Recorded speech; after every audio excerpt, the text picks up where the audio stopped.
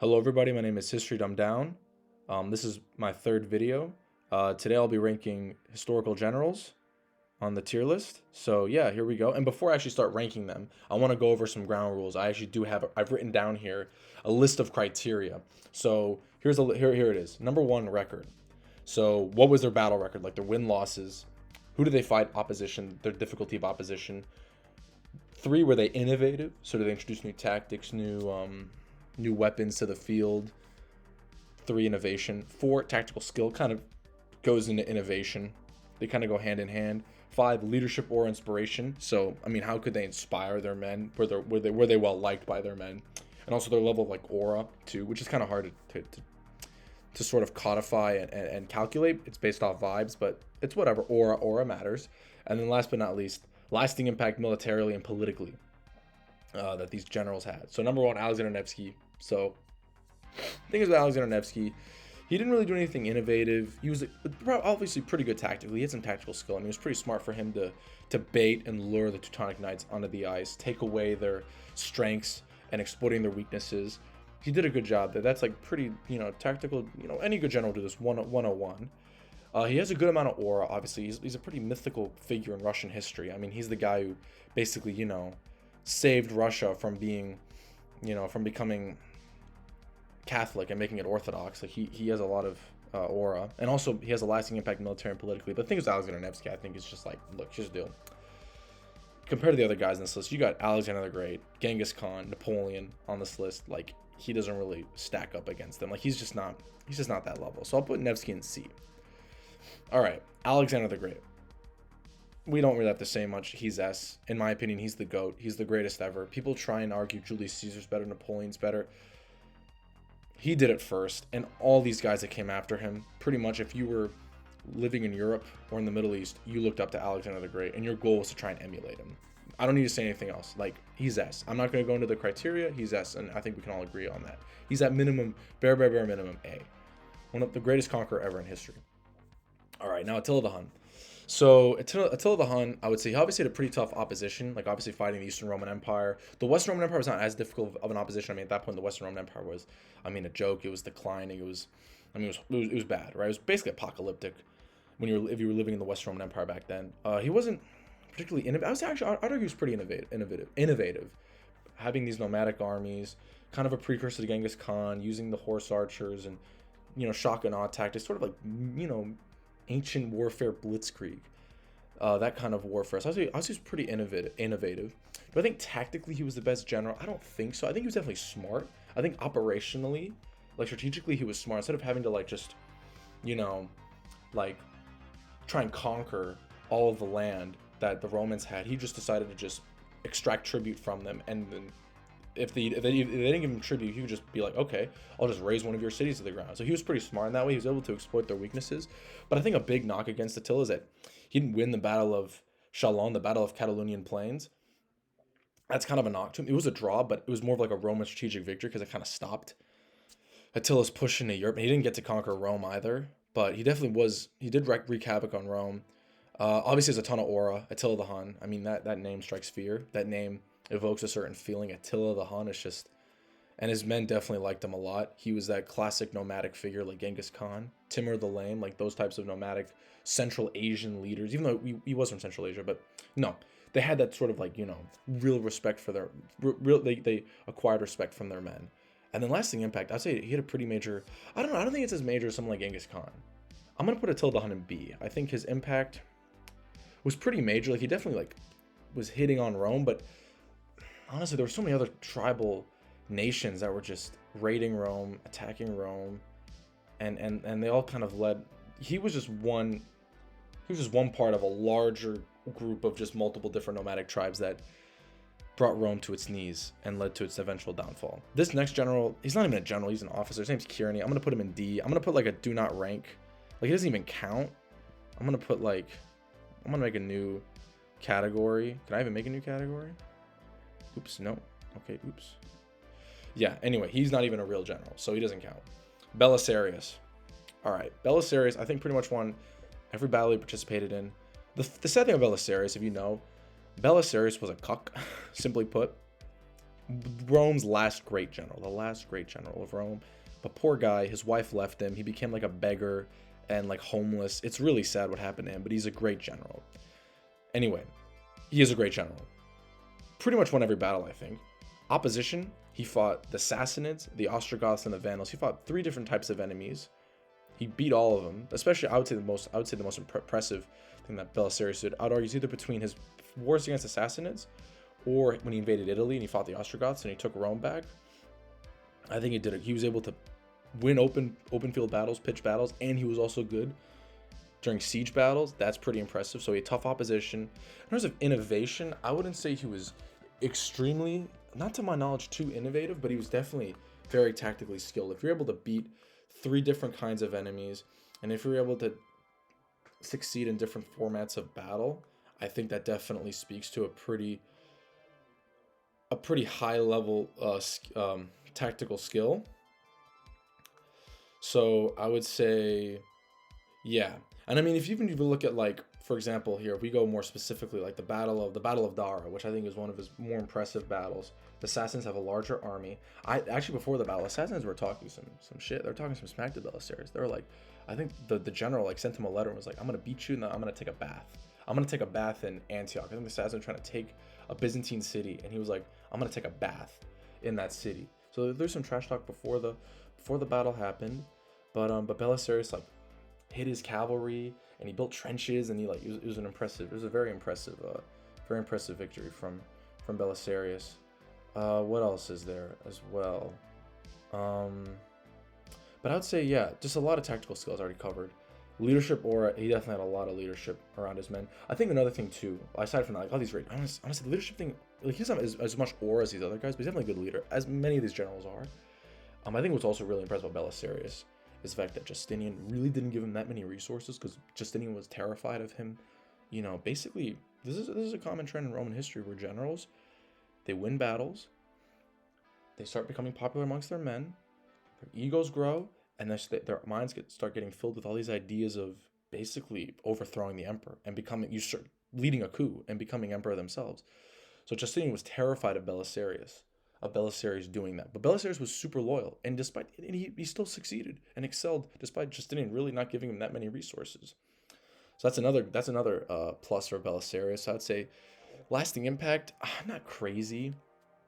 It's really just militarily, he's the last great Roman general. And he reconquered parts of the Western Empire, but it's not as large as someone like Alexander the Great, or, I'd argue someone like Nevsky. I don't think it's as large. The ramifications aren't as major. And today, what he did back then, they don't impact us as much as what Alexander Nevsky did in the 1200s. But I'm still going to put him in A, because tactically, yeah, just a superb general. Okay, Charlemagne now. I would say Charlemagne, I'm pretty sure, I don't know if he won all of his battles, but he was obviously very successful. Faced a variety of oppositions. He fought a guerrilla war against the Saxons. He defeated the Lombards. He defeated the Avars, who were a nomadic people. And he also fought against the Muslims in Iberia. That's pretty impressive. You are able to defeat a nomadic force, an entrenched, more, I would say, a force akin to Charlemagne's kingdom, the Lombards, and then you also win a guerrilla war in the forests of Germany against the Saxons. That's very impressive. So Charlemagne did a great job facing his opposition. I would say, if you go over to innovation, I wouldn't say he was too innovative, but he was, again, just a good general, like straight up. Like tactically, you have to have tactical skill to be able to defeat nomads, the Lombards, like different types of enemies. Like this is like general struggle with that. People struggle with that. But if you're able to adapt and defeat different kinds of enemies, that's impressive. That does speak to a large level of tactical skill. Now, Charlemagne's leadership, obviously great leader, but it's more like he has that aura. Charles the Great. He has aura, right? Father of Europe. And then lasting impact, politically, militarily, not crazy amount. I would say military actually a good amount, because he kind of created one of the first, if not probably, I'd argue the first, right, standardized professional army in Western Europe, because the only real professional army in Europe was the Byzantine Empire. They're the only ones. Charlemagne was able to bring one to Western Europe. So I think militarily, and then politically, right, basically the founder of France and Germany, kind of founded both countries. That's super important. So Charlemagne, I'm gonna put Charlemagne in A. I'll put him A, almost S, because I think Charlemagne S, because he's such a large impact. But militarily, he was a good general, but he wasn't some crazy good general. But he's only a very good one. This is tough. This is a little bit tricky. No, we'll keep Charlemagne in A. Okay. Now we got Charles the 12th. Charles the 12th. Record, he won pretty much all of his battles except the big one, which was the Battle of, which one was it? Was the Battle of Poltava? I think that was the one that he lost. That sort of ended his campaign, and pretty much it was the end of it. Yeah, it was the Battle of Poltava, yeah. Led to the decline of the Swedish Empire. I mean, that was that. Opposition obviously faced the Danish, the Poles, and then the Russians. So pretty difficult opponents. Not crazy though, honestly. Like the Russian Empire at this point hadn't really. It's not the Russian Empire that would be so dominant under Catherine the Great or the Russian army that fought against Napoleon. No, this was like Russia under Peter the Great, and they're still trying to like build themselves up to become a premier European power. And the Polish army wasn't that great. So I'd say honestly, Charles XII's opposition was pretty weak. Innovation, I think he was definitely innovative. Using those I forgot what they're called, the Carolean troops, the shock and all that, using them as shock troops and being able to find success with much smaller numbers, I think is very important.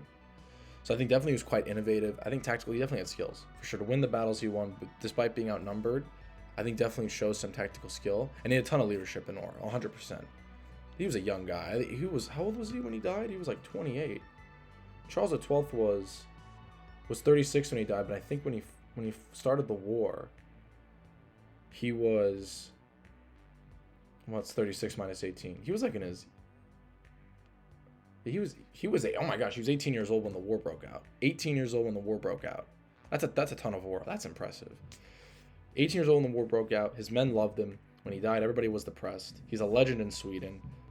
Lasting impact, I would say, honestly, it's just for the losses. Like, the lasting impact is that his defeat in the war led to the not downfall, but the decline of the Swedish Empire, and them sort of kind of being a pretty irrelevant European power.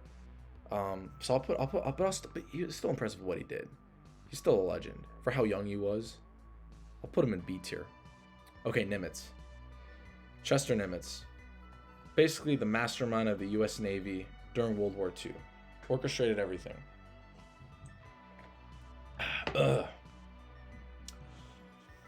So with Nimitz, I would say, obviously, I'm pretty sure he won every battle. And I think so. They personally participated because also, again, Nimitz was more of there's different types of generals here we're talking about. Because some are like generals that are in the field and fighting, but then you got guys who are like Eisenhower types. Like these are CEOs, right? These guys aren't actually like in battles coordinating troops. Like no, they're coordinating generals and they're coordinating larger scale operations and strategy.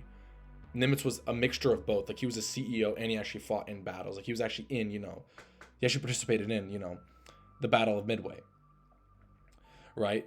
So I'd say, yeah, Nimitz obviously came in clutch during the Battle of Midway, and he orchestrated, and that whole island hopping campaign was pretty much sort of his brainchild. Like that was his idea, that was his strategy.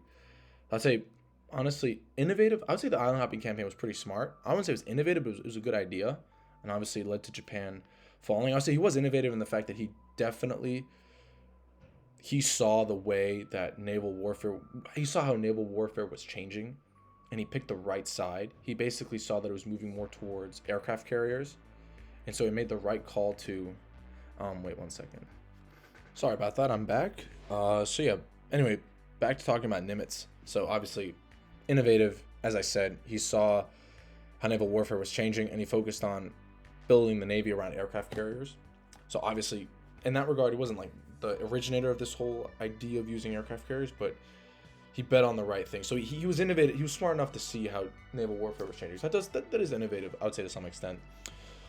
I'd say tactical skill. I mean, obviously, Battle of Midway. I mean, because it's not like actually like in the battle itself, but he's kind of overseeing operations, which does indicate tactical skill. I'd say he was a good leader. He didn't have as much aura as other guys in this list. He wasn't super inspirational. He just got the job done. But that doesn't mean he's a bad leader. And I'd say lasting impact, not as much as the other guys in this list. but he did play a big role in defeating the Japanese during World War II. A huge role, a huge role. So that is definitely an impact. But I'm gonna put Nimitz in B. I'm gonna put Nimitz in B. Chesty Puller, he was not a general, he was an officer, so again doesn't count. Now Douglas MacArthur, obviously pretty controversial. I'd say obviously MacArthur has a ton of aura, huge public image. He was just a big marketer. Marketed himself. You know, he was a celebrity. He was 100% a celebrity. But obviously, MacArthur himself as a general wasn't great. Pretty overrated, honestly. Like, you know, he lost the Philippines. He had to flee the Philippines. You know, he retreated from the Philippines. He also had the New Guinea campaign, which actually was a major success. MacArthur deserves a lot of credit here. Did a great job leading the New Guinea campaign. And then outside of World War II, move over to the Korean War. This is where he was 50-50 because the Incheon landing was really great. Did a good job with that. But then he fumbled the ball when, after the Incheon landing, he moved forward. You know, he pushed forward to the Yala River, and that was just disastrous. And also, he wanted to nuke China, and then he had that whole follow. He had a huge ego. So I would say he was. The thing is with MacArthur was like mixed bag record-wise. He had a tough opposition. You know, finding the Japanese in the jungle was super difficult during World War II.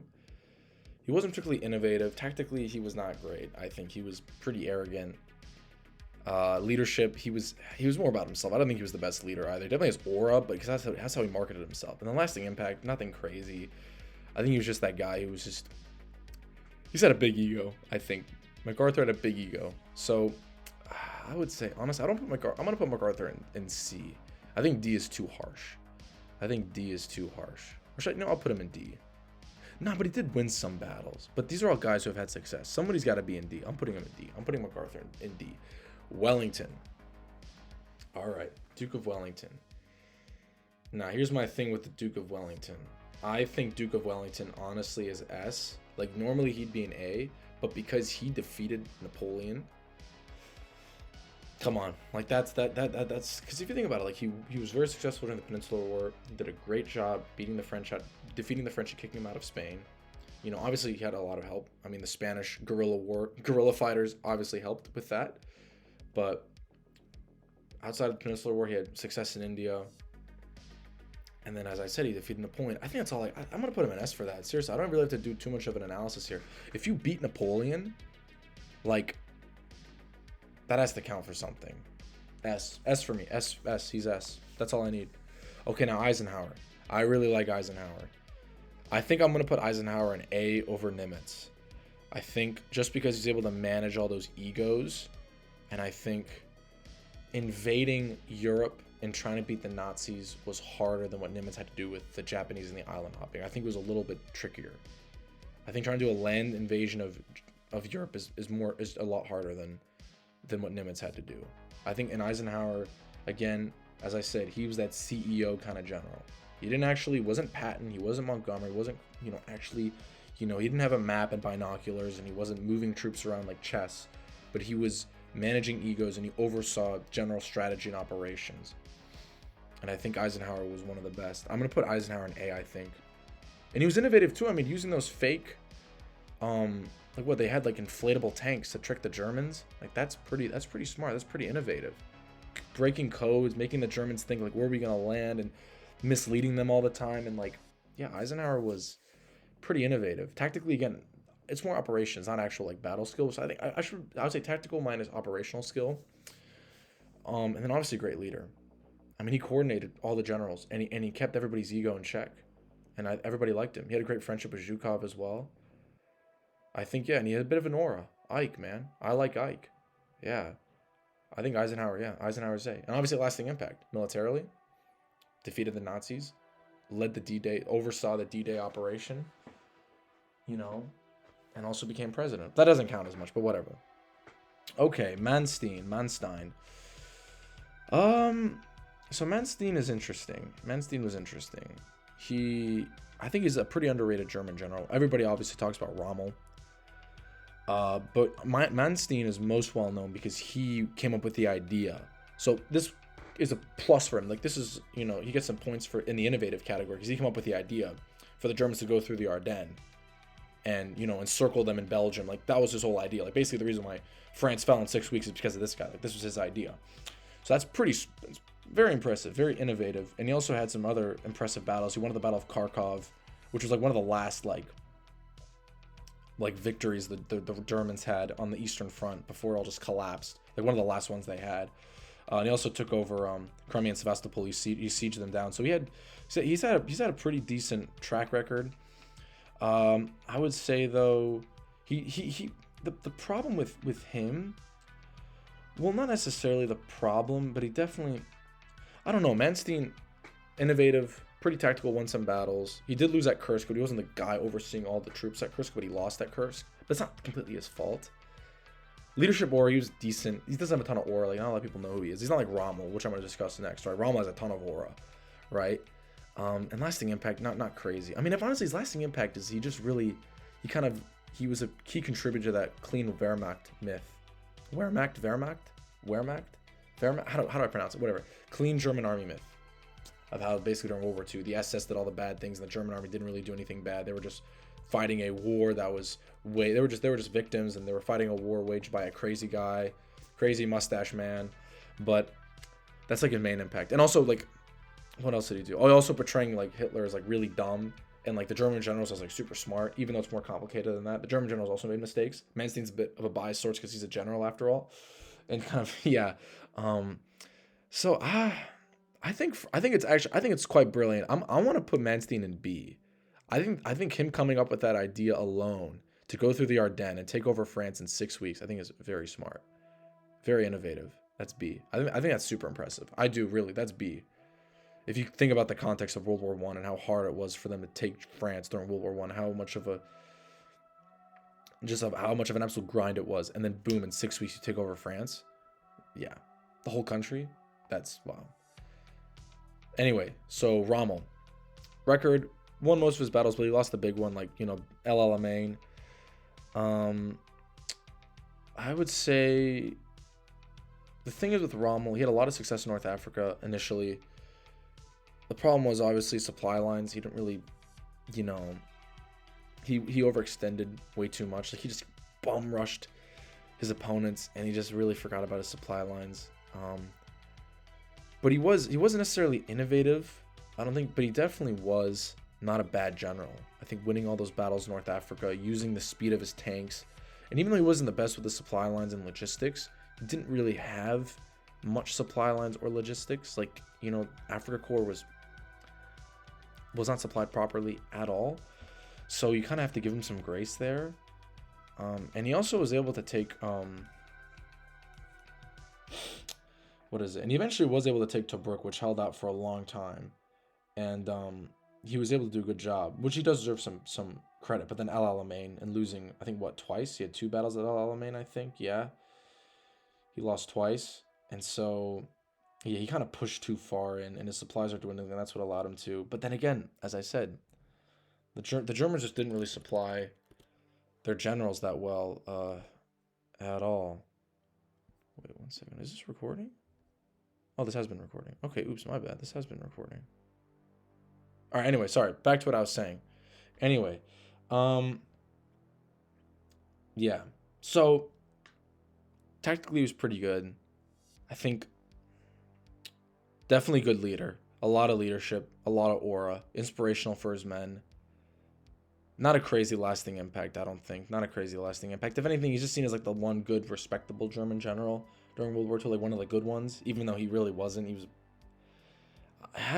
kind of a bad dude. Like, he wasn't, he kind of was. He wasn't like an avowed like Nazi, but he definitely didn't mind it. He didn't mind the ideology, and he was still, you know, he used, you know, Jewish slave laborers in North Africa. So he wasn't, nah.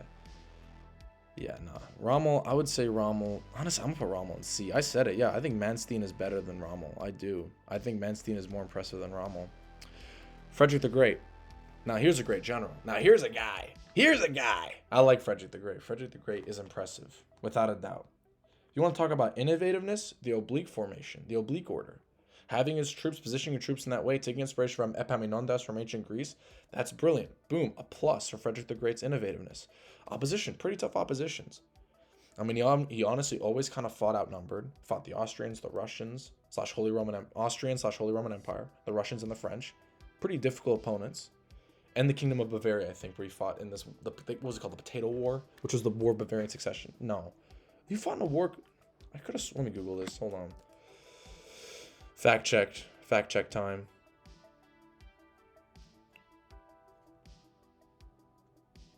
Yeah, War of Bavarian Succession. Yeah, I was right. It was called the Potato War. Yes, that's what it was called. Yeah, the War of Bavarian Succession. And who won that? I think the Austrians won that. But he often fought outnumbered opponents.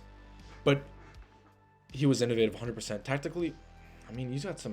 Which one was the one that was... Battle of Leuthen. Completely outnumbered. And he completely destroys their army. And he uses the oblique order to perfection. But then he has other battles. Like, Frederick the Great is the guy who... The thing is, his record's not the best because he lost a good amount of... He lost not a good amount, but he lost a few battles. Like, Kunersdorf, where, like, he got crushed. He did everything wrong during that battle. He didn't follow his own rules. He completely miscalculated. He underestimated the Russians and the Austrians. They destroyed him. And he almost thought about committing, like, unaliving himself. But I think it shows you that's why I kind of admire Frederick the Great. Frederick the Great was very persistent, and he never gave up. I like that a lot about Frederick the Great. That's actually a plus for me. In my book, Frederick the Great, that's a plus for me. I mean, he's one of the greatest generals of the 1700s. He really is. He was a strategic genius. He built Prussia into into a premier power of Europe. He has a lot of aura. His men loved him.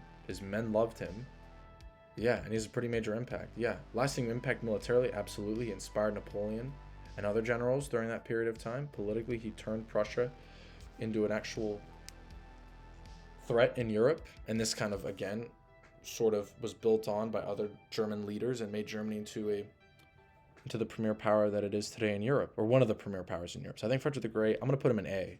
Great general, straight up, just great general. All right, Patton. I think Patton, the thing is, Patton is pretty similar to a guy like MacArthur. Patton and MacArthur, these guys, a lot of these honestly U.S. generals in World War II, they had a lot of aura, and they were like marketers, but like, were they actually great generals? Like, they were good, but were they great? Like, MacArthur, I think, was okay. I think MacArthur was overrated. I just don't like MacArthur. MacArthur was all marketing. Patton was marketing, but Patton was definitely also kind of the real deal.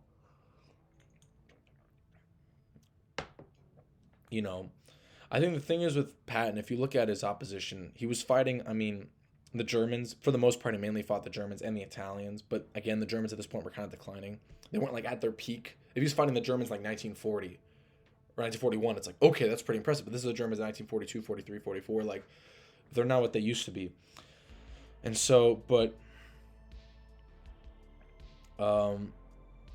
Patton, I think, also didn't do a good job coordinating with the British, and he butted heads a lot with Montgomery and other British leaders, and I think that was important. I think he did, right? Patton-Montgomery relationship. I think they did not like each other. Yeah, they had huge egos. Yeah, they had huge egos with each other. So they had that rivalry, which actually, fun fact, I was reading somewhere. This is really cool. The son of Erwin Rommel actually became the mayor of Stuttgart. You can Google this. His name is Manfred Rommel. This is true. He became the mayor of Stuttgart. I think so.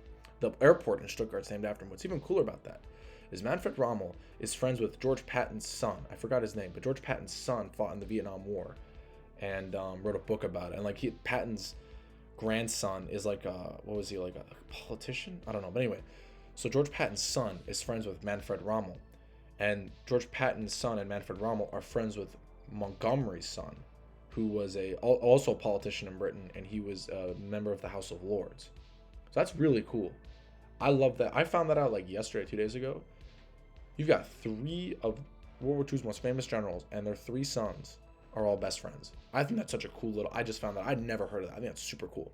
And the fact that, yeah, Erwin Rommel's son was like this really good mayor. Like, he was actually a very good mayor in Stuttgart. I like that. So I thought that was a very cool piece of dude, it's a nugget of history. That's what we call it. Nugget of history. Super interesting. So I really enjoyed learning about that. But I think, look, with Patton, man. But also Battle of the Bulge. Patton did such a good job. Patton for sure is better than MacArthur. 100%. I think Patton's better than MacArthur. 100%. Patton, yes, better than MacArthur. Battle of the Bulge, that's just impressive. He did a great job managing Battle of the Bulge and stopping the Germans there. I think not particularly innovative, but tactically skilled, yes. Leadership, not the best. I mean, slapping the soldiers, slapping the shell-shocked soldiers, not a good look, dude. Not a good look, Patton. Not a good look, bro. I think, but also looking back at Patton's tactics, like Patton was similar to Rommel in a way that they loved like pushing super fast. Like they wanted their troops just to push through deep in enemy territory with their tanks, but the problem was the supply lines. You're going to move too fast and your supply lines can't catch up, and then you're going to overextend yourself. He kind of fell into that trap, but he was lucky that Eisenhower was able to, kind of reel him in and manage him. And also, he was also lucky they fought for the U.S. Army, because the U.S. Army had great logistics in World War II, unlike the Germans. So Patton was kind of lucky that he had that. So, but then, tactically, again, as I said, leadership could have been better. But he still has a lot of aura because of the Patton movie. And every time when you think of Patton, you think of him wearing that helmet. So Patton definitely has aura. But again, he could have been a better leader. Like, again, his soldiers, like, they didn't hate him, but I don't say they, like, loved him. But they didn't mind him. I don't think they loved him as much as, like, for example, like, obviously, it's an extreme, but they didn't love him as much as Alexander the Great's troops loved him. Alexander the Great's troops, I mean. So I'd say, and then lasting impact, not crazy compared to other generals on this list. Not crazy. I would say I'll put Patton in, like, C. I think he's definitely better than MacArthur. Yeah, C. GW, George Washington. Obviously, he's an American. I love George Washington. George Washington's record, he lost a lot. GW lost a lot. The guy lost a lot of battles. He wasn't the most successful general record-wise. But I think GW is a special general. I kind of want to rank GW high because he's the guy. Again, like, he's a CEO type general. He's not the guy who's going to be this mastermind who's going to move all the chess pieces on the board and win a battle. But he's that guy who was like Eisenhower in a way that he would delegate. He knew he wasn't the smartest guy in the room. He let other generals do the fighting for him. But he's also different than Eisenhower in that he was a leader. Like, he was a public figure and leader. I mean, Eisenhower was like that too, but GW was the leader of the revolution, of the continent. Like, he was the leader of the independence movement. And he put his life on the line. You know what I mean? And he kept the movement alive, and he kept it together when shit hit the fan. He kept it alive by boosting the morale of the troops. When he won the battles of Trenton and Princeton, like, those were like, I mean, that was ballsy. That was ballsy. Crossing the Delaware River, I mean, that's iconic. But if you think about it, it's ballsy. I love that from GW. GW, I think that's quite innovative. I love that from GW. That's ballsy. And he also fought very difficult opposition. I mean, shoot, let's talk about the opposition GW faced. We all know that. The Redcoats, best army in the world, basically. Hessian mercenaries. No slouches. Again, tactically could have been better. But again, he was still crossing the Delaware, winning the battles of Trenton and Princeton. It's pretty good. But I think the number one, the biggest strength about GW was the leadership. Was keeping his soldiers just... keeping them, I would say, keeping their spirits up. And making them continue to believe in the Revolutionary War and the cause at Valley Forge. Man, S tier for that. He gets S tier for leadership and the lasting impact. What do I gotta say? First president of the United States. I'm really tempted to put him in A, but he's not actually that good of a general. So I'm gonna put GW in B because he's objectively like not that good of a general, but he just had so many other things, and he did something that I think a lot of guys in this list, a good amount of guys here, just could not have done. And that definitely has to count for something. Georgy Zhukov. I think I was doing some reading. I was researching yesterday and the day before for this tier list.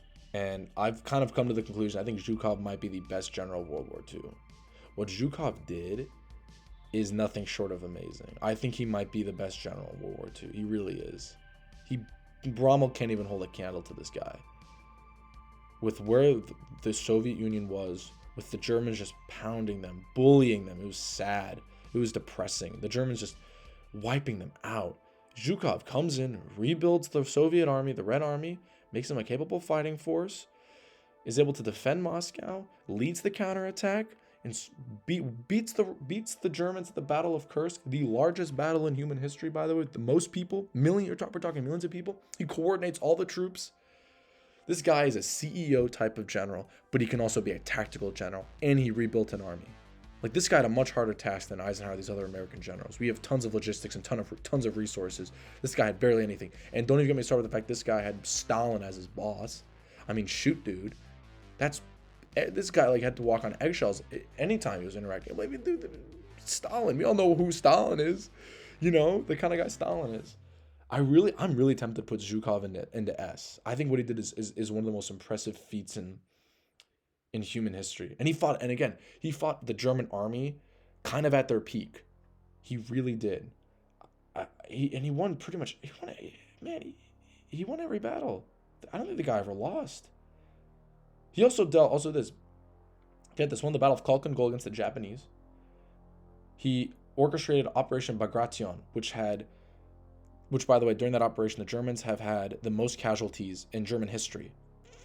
Between 400 to 500,000 casualties. That was Zhukov, by the way, most casualties in German history.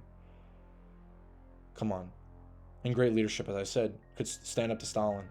I think for me, dude, screw it. I'm putting him in S. I really am. I think Zhukov is really, I think he's impressive. Genghis Khan. I'm not going to go too deep into this. I'm not going to discuss too much S. We don't really have much to say about Genghis Khan. Like, the Jin Dynasty, Khwarezmian. I think what really puts me in S is when I was reading about the Khwarezmian, his campaign against the Khwarezmian Empire. We're talking about a civilized, urbanized empire with a professional army. Like, this is Iran. Like, this is a Persianized empire. Like that. This is not some minor state. Like, this is a pretty it's quite the impressive polity. And Genghis Khan wipes them off the map in 2 years, all because they killed his envoys. That's insane. I just think, and that's all I have to say. Aura, Genghis Khan. Hello, you hear the name Genghis Khan? I mean, have you seen the statue of him in Mongolia? They built a giant statue of him that's made out of like silver, and yes, S tier. I don't have to say anything else. It's Genghis Khan, dude. Nothing else to say. All right, Gustavus Adolphus. I like Gustavus Adolphus. I've always liked him. I think he faced tough opposition for sure, fighting in Germany against these grizzled Holy Roman Empire, fighting the grizzled veterans of the Imperial Army of the Holy Roman Empire, fighting these guys who'd been battling it out against Protestants throughout the 30 Years' War. These are tough opponents. Count Tilly, Wallenstein, like these were tough. They're tough guys. But I think where Adolphus really gets a lot of points, in my opinion, is his innovation. I think he was definitely one of the most innovative generals of his time. Getting lighter cannons, making his army more mobile, focusing more on... Again, he was ahead of the curve because he was reducing... Because back then, during the 1600s, they'd fight with like using pike shots. They'd mix their armies with pikemen, guys with just basically super long spears, pikes, and then they'd have musketeers, like arquebusiers that have like little guns. But Gustavus Adolphus changed that by having... Usually they'd have like a 50-50 mix, but Gustavus Adolphus adopted more arquebusiers, and he changed the ratio of his pike square formations. So I think he was very innovative. I mean, he's called the father of modern warfare for a reason. And he changed the way his cavalry would attack. Because people back then would have their cavalry and they'd have pistols. They'd like shoot with their pistols and then they'd ride up. But he'd use their cavalry as like shock troops. And they'd have swords and sabers. And so he definitely changed that around. So I would say innovation 100%. And then tactically, that kind of leads in. Innovation, tactical, it kind of goes hand in hand. So again, as I said with innovation, very tactically skilled. And I think, yeah, leadership aura, man, Lion of the North. The Lion of the North. I love that. I love that nickname. That come on. Good leader. I think I'm gonna put him in. I'm gonna put him in B, because I don't think the thing is with Adolphus, he died too young, and he didn't win enough battles. But he could if he lived a little longer and won more battles, I'd put him in A. But his innovativeness is very impressive. Okay, now Hannibal. Hannibal. One of the greats. One of the goats, man. I love Hannibal. I think what he did, I mean, the two things were straight off the bat that are most impressive to me with Hannibal, obviously, is crossing the Alps. That's innovative. That's ballsy. That's risk-taking. That is stuff of legends, right? And then Battle of Cannae. Probably every general's dream is to have a Cannae where you annihilate your opponent. You encircle their entire armor and you wipe him off the face of the earth. the Bane of Rome. If only he had help from the Carthaginian Senate. And honestly, again, the problem with Hannibal is you could win the victory, but he didn't know how to use it, and that matters a lot. That matters a lot. He couldn't really capitalize on his wins. But tactically, no question. Innovation, yes, obviously innovative. Leadership, aura, come on. I'm not going to put Hannibal in S. I'm going to put him in A. I'm going to put Hannibal in A. All right, so Heinz Guderian. Heinz Guderian, I think, is the weakest German general on this list. I think he is. Definitely a solid general. The thing is, people kind of make... So basically, brief summary, Guderian was very prominent during the invasion of Poland, and also the invasion of France, and he butted heads a lot with Hitler. But most famously is... It's not true, but he kind of portrays himself, and in some historiography, as the guy who basically invented Blitzkrieg. Like, he invented it. He didn't actually invent Blitzkrieg. It was other guys. Like, it was a whole mixture of people who, like, wrote books, and it kind of all synthesized together this whole ideology, this doctrine. But he basically wrote a book summarizing all this. People think but he didn't invent it. But he was a huge proponent of Blitzkrieg, which does, I think, count for something. It does show that he was pretty innovative. He was willing to take a risk. Again, it's like similar to Nimitz, right? He kind of saw where the wind was blowing in terms of how warfare was changing, the trends. So I'd say it does count for something. And then tactical skill, I mean, opposition, he fought the Polish army. Like, Polish army wasn't really that strong back then. It's not really that impressive. I don't know. He was like a C tier. He's C. Honestly, he's D. He's nothing impressive, I don't think. Compared to the other guys in this list, he's not the same level as some of these other guys, quite frankly. Lord Nelson. Now, this is what I'm talking about. Lord Nelson, I mean, arguably the GOAT admiral. It's either him or Admiral Yi, right? So, I mean, I don't have much to say about Nelson. I mean, the record kind of speaks for itself. He faced tough opposition. I mean, Battle of Trafalgar, he's facing... Hold on 1 second, my dog's barking. 1 moment. Bear with me. All right, I apologize. I am back. So, yeah, tough opposition. Innovativeness. I think Nelson was innovativeness in that he obviously, I think it was back then, naval warfare during this period of time was more about like kind of maintaining the line and not being as aggressive and just kind of like shooting.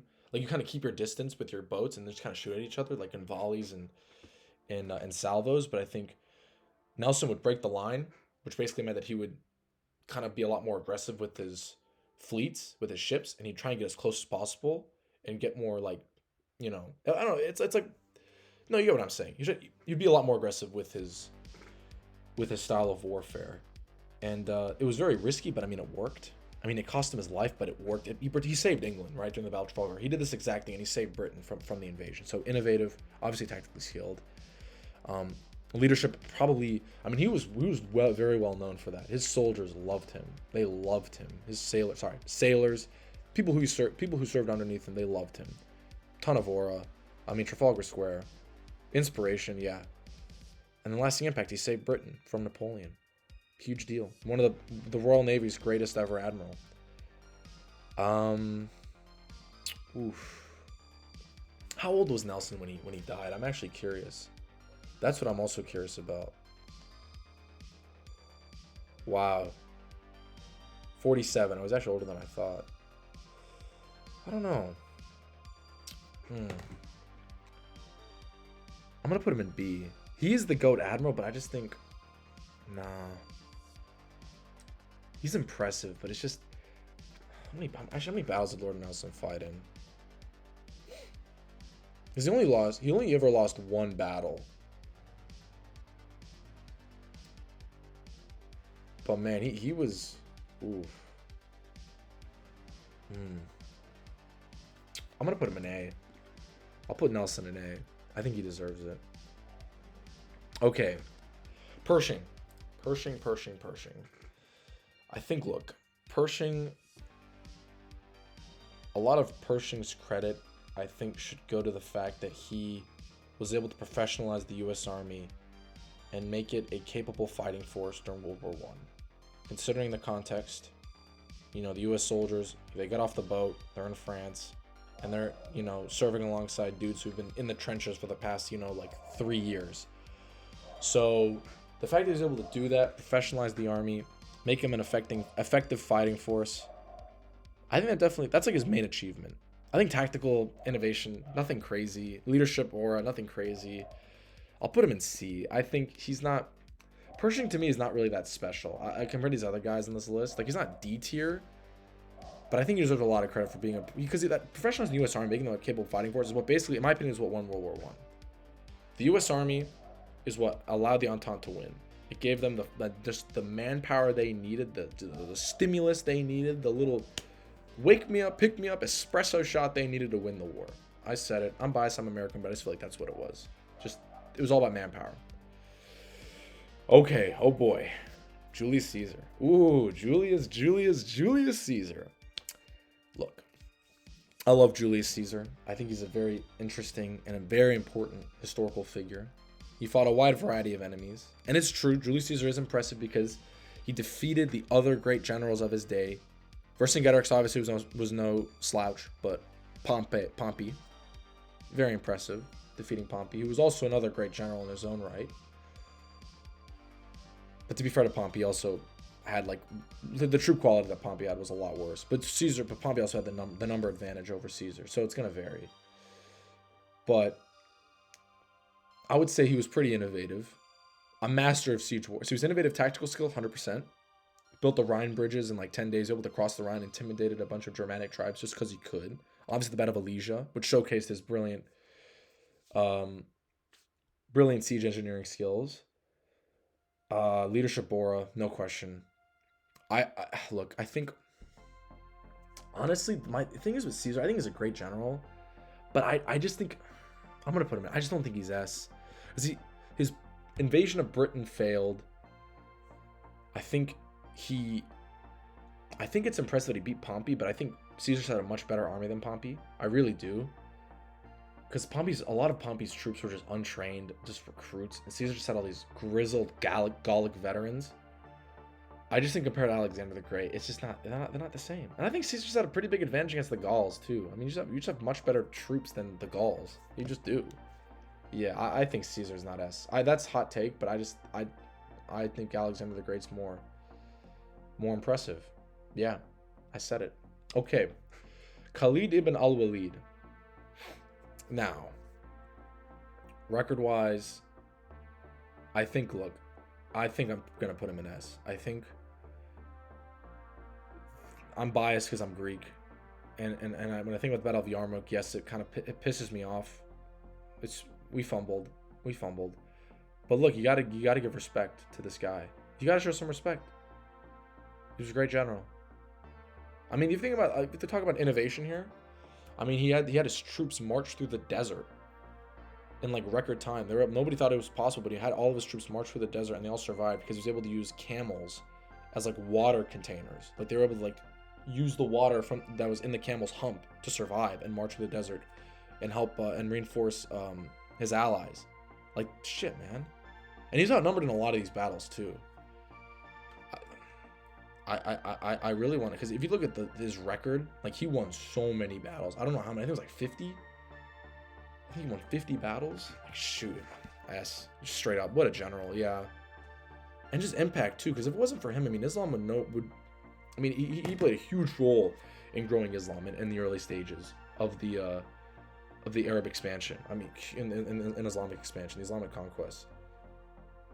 Like, let's see, let me Google how many battles did he win. I could have sworn he won a ton of battles. Yeah, 40 campaigns. Never lost a battle. 40 campaigns. He's a legend. Yeah, I said it. He's S. He's S. All right, King Leonidas. Leonida. Leonida. Obviously, I'm Greek. I'm going to try to be as unbiased as possible. Obviously, opposition. Leonidas fought the most difficult opponent of his time. Thermopylae was an extremely impressive feat. I'm kind of tempted to put Leonidas in B, because I think Thermopylae alone and the impact it's had on history, his own personal leadership, fighting alongside his men, holding off the Persian army, the best army in the world, kind of being that the leader who, one of the leaders, because Themistocles was also very important, being one of the leaders of the Greek coalition, coordinating the army, strategizing. He deserves a lot of credit, but it was just, he only has really Thermopylae to his name, but it's such an important battle. I'm going to put Leonidas in B. Just an absolute legend. I think he should be appreciated more, in my opinion, which is kind of crazy. Everybody knows Thermopylae, but he should really, I think to some extent, like, he should be appreciated more. Which is kind of crazy to say. Okay, now we've got Mao Zedong. Now, Mao is interesting. Mao is very similar to George Washington. These guys aren't the most... George Washington was actually a general. Mao barely did any, like, actual, like, fight any pitched battles on, like, GW. But Mao was a pretty decent guerrilla fighter. Most importantly, Mao, like GW, these guys were leaders. Leaders of men. They were political leaders. They were figureheads. They inspired people. And they kept these ideas, these revolutions, these movements alive. The Long March is extremely impressive by Mao. That's just a fact. Like, let me Google how long. I think it was 6,000 miles. These guys walked 6,000 miles. And Mao, how long was it? 6,000 miles. It was 6,000 miles. 100,000 people, only 8,000 survived. 6,000. Come on. That's just objectively amazing. That's super impressive to survive and become a leader. And for people to, like, have that level of charisma, that leadership, Mao, insane. S tier like GW. I'd argue better than GW. I'd argue better. Like, Valley Forge is tough, but man, with Mao, 6,000 miles, Mao's got GW beat in regards to that. Like, tactical skill innovation, nah, nothing. Tough opposition, like the Japanese army, fighting the Japanese army. If you're Chinese and fighting the Japanese army, good luck. The Japanese army are psychopaths. They want to kill you. So I'll give Mao credit for opposition, but it's the leadership. I think for that alone, and obviously lasting impact, need I say more? I mean, we all know the type of guy, how important Mao is to world history.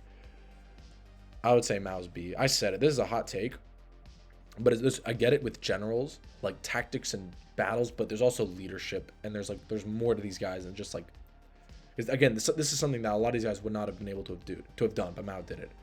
Mao and Joey, these types of like impressive, but not actually like good generals, but they're leaders, and yeah, Mao to me is B tier. All right, now Mehmed II.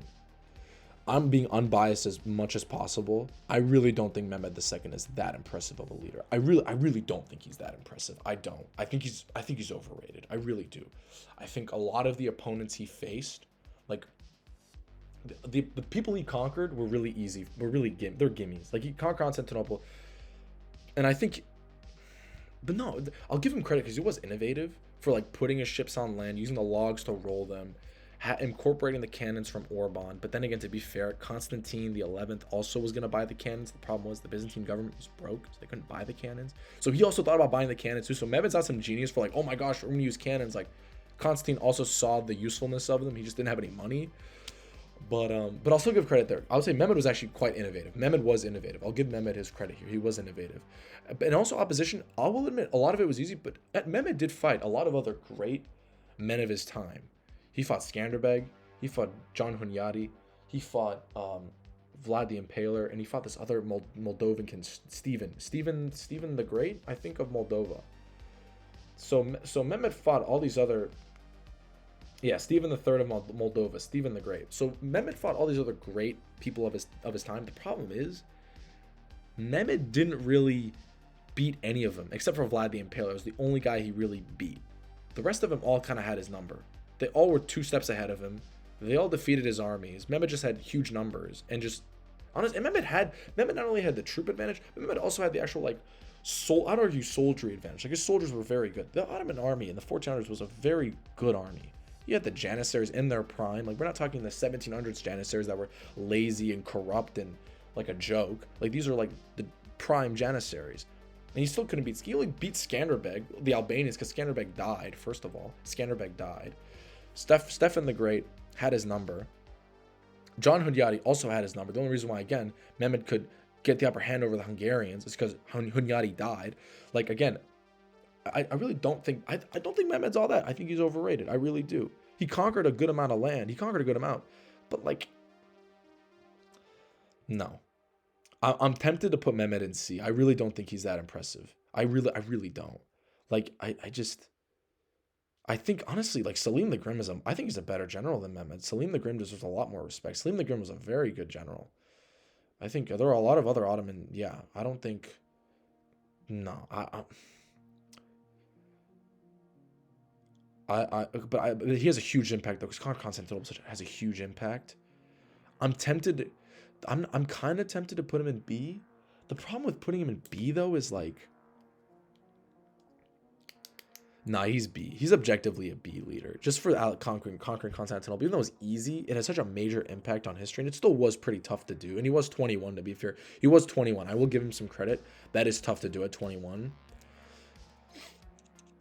Yeah, but I just think he's overrated. I think Turkish people think he's the greatest general ever, and he's just not. He's not. They're definitely better Ottoman sultans. But yeah, I'll put him in B. Okay, Napoleon Bonaparte. Napoleon Bonaparte. Here we go. S tier. I mean, one of the GOATs. I really don't have to explain too much about Napoleon. He's S. I think we don't agree on that. One of the greatest generals ever of all time. Hindenburg. Okay, Hindenburg. Hindenburg to me is honestly not that impressive. I'm kind of tempted to put Hindenburg in D. He takes a lot of credit for like the impressive German victories on the Eastern Front. Like the Battle of Tannenberg, like he took credit for that when he really didn't have much to do with it. Like the actual planning of the battle itself, the strategy, that was more Ludendorff. He was a good, like he was a decent political leader, but like actual general, and he wasn't even that great of a political leader, honestly, compared to other people. And when he allowed Hitler to rise to power because he appointed him to chancellor. I don't. Nah, I'm not. Nah, Hindenburg's D. He's just not. Nah, I'm not impressed by Hindenburg, honestly. Philip II. Philip II is absolutely an impressive figure of history, I think. I like Philip II a lot. Firstly, pretty tough opposition. I think becoming the hegemon of Greece and conquering all of Greece, very tough to do. Nobody had really done that up to that point.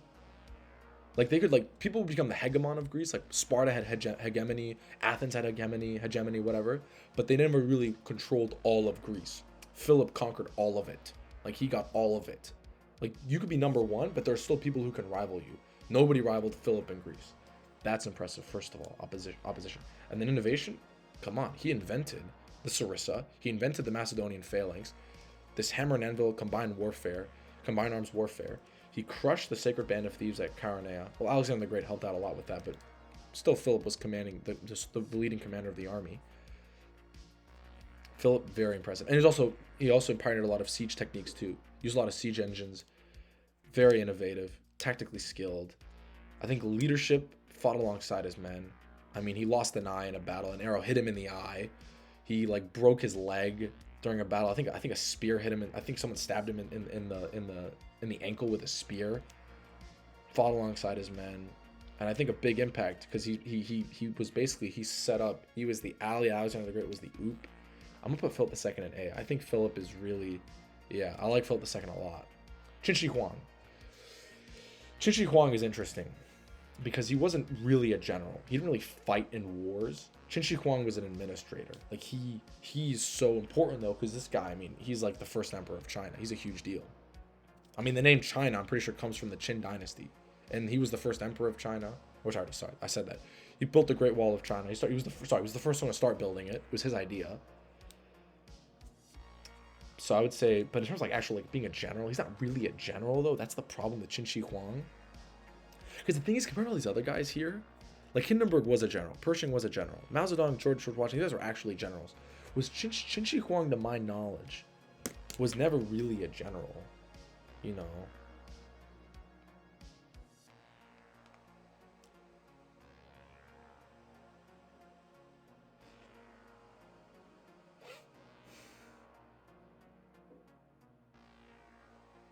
Like, so I don't know, like he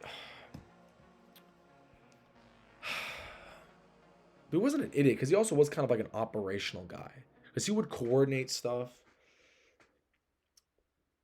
and he's so important too. I'm tempted to put him in A, I think, because I think just the fact that he's the first emperor of China, I really think that counts for something. I'm putting him in A. I think Qin Shi Huang is but was he like? It's not that innovative. Like he did a good job coordinating, but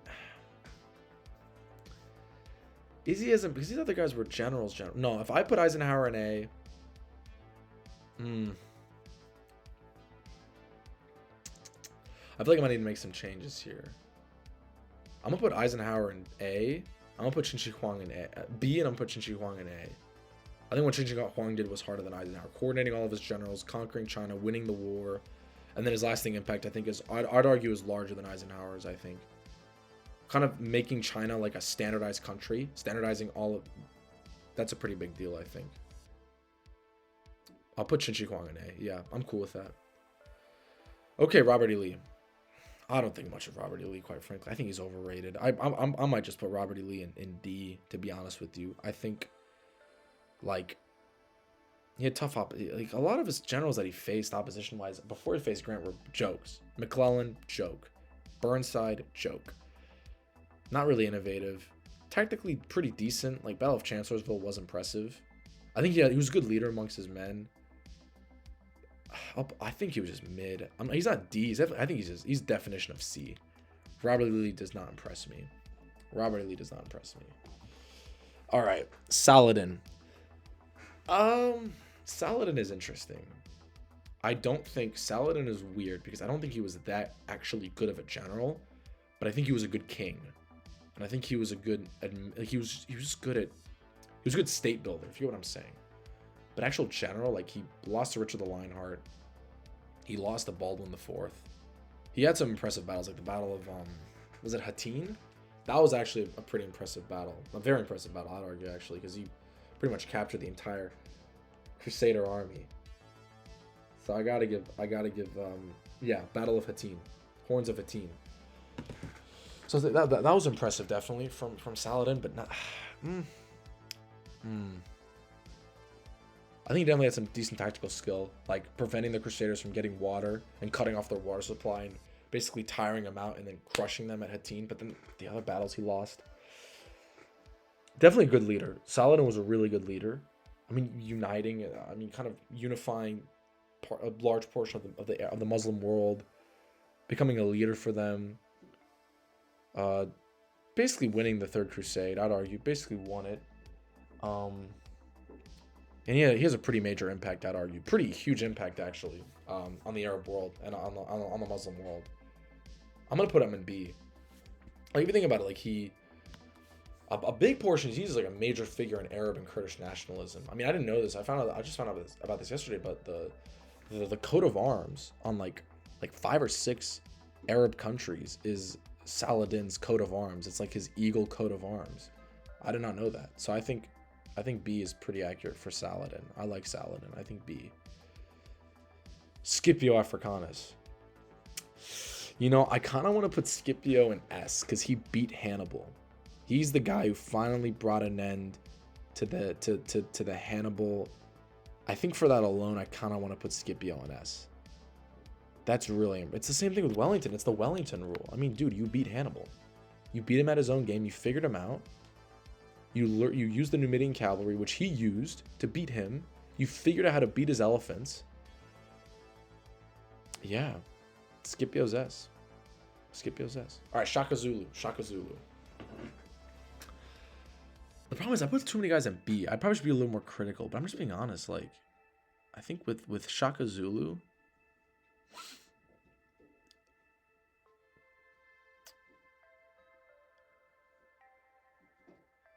Shaka Zulu gets a lot of points for his innovation. His innovativeness. I think the fact that Shaka Zulu created that bullhorns formation, reformed the Zulu army, made it the premier army in Southern Africa, deserves a lot of credit. Tactically, obviously skilled, bullhorns formation. Leadership, pretty trash. Not good leadership.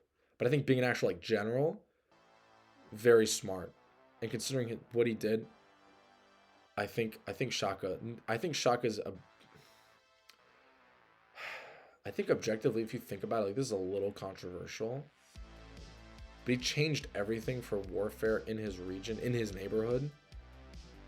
He didn't conquer a ton of land. He's not like a great conqueror, but I think what he did, though, was definitely impressive as a general, objectively. I'll put him in B. There's too many people in B, but I just generally think Shaka Zulu was solid. He was B. Bolivar... I kind of want to put Bolivar in A, because Bolivar fought 100 battles.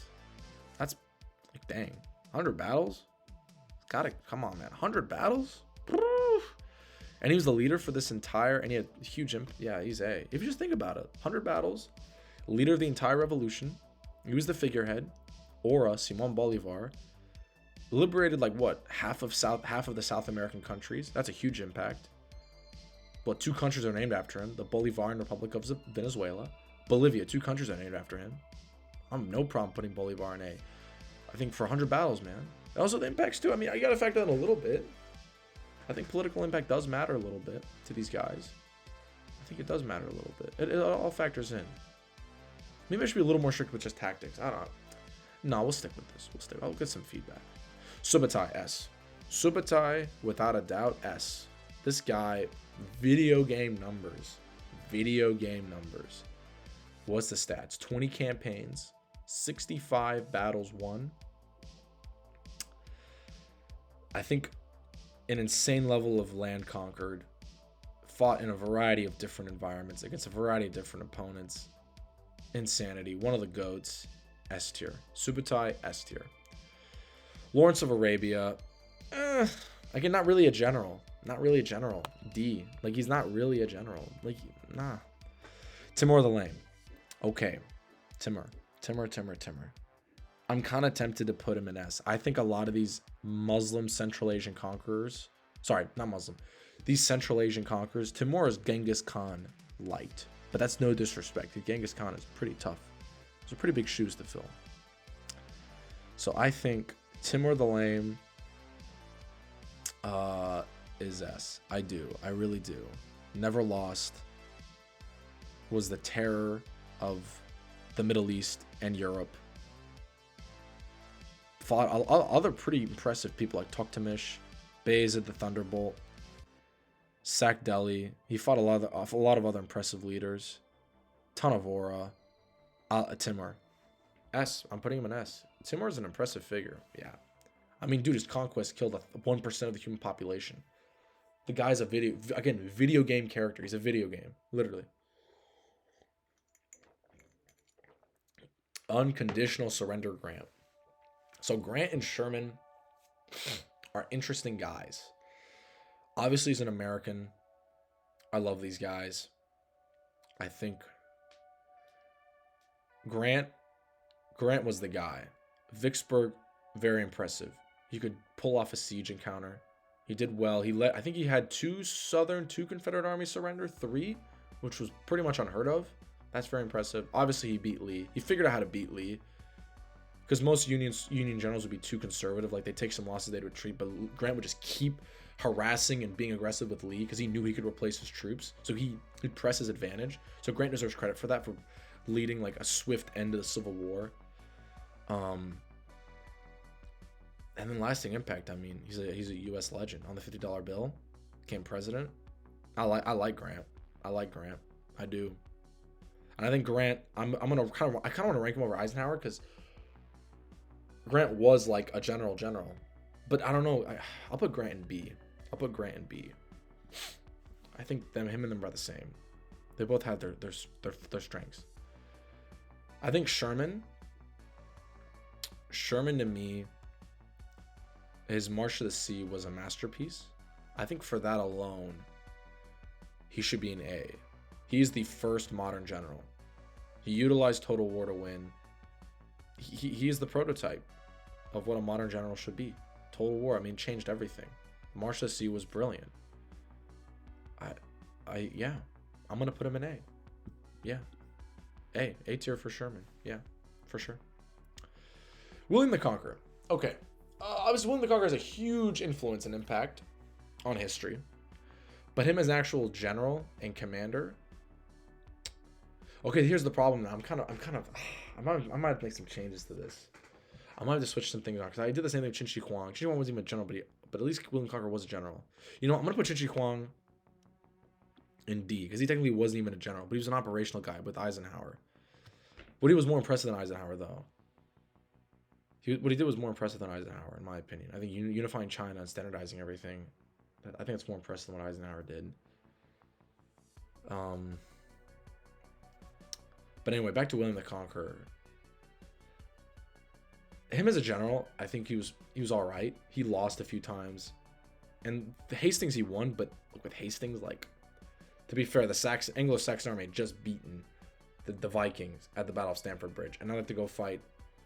You know, they're pretty exhausted. William the Conqueror had the upper hand, but William the Conqueror did use some innovative tactical skills. He used the feigned retreat. He lured them off the hill. He used combined arms warfare. He introduced the Norman style of warfare to England, which crushed everybody. You know, that does take some skill. He fought Harold Hardrada. He fought, you know, he didn't fight Harold Hardrada, but he fought Harold Godwinson, who beat Harold Hardrada. So technically, he beat Harold Hardrada, you know, by the transient property.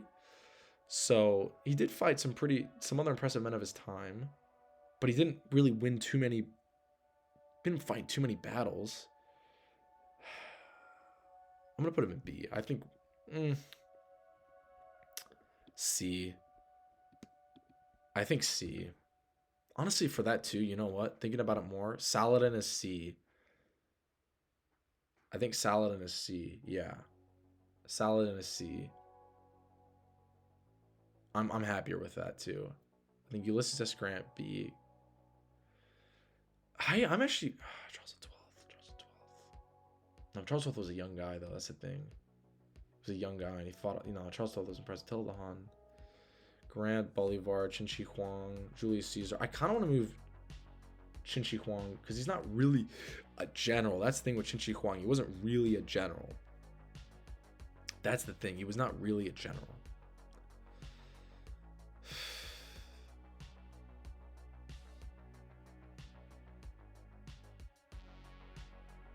Oh, man. Should I move him to C? Because he did operational stuff, but Eisenhower did that too. But I feel like, you know what? I think I'm gonna put him in C. I'll put him in D because he wasn't really a general. He didn't really fight. No, Qin Shi Huang is D. He was not really a general. He didn't really fight. These other guys fought in battles and they led campaigns. Qin Shi Huang didn't. I don't know enough about it because he could have just directed people. All right, Yamamoto.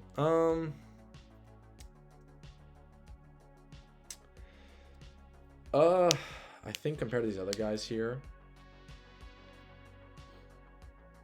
I just don't think Yamamoto is particularly. I mean, he's not super innovative. He was just like Nimitz in the fact that he recognized that the Japanese Navy had to switch to aircraft carriers, so he was smart about that.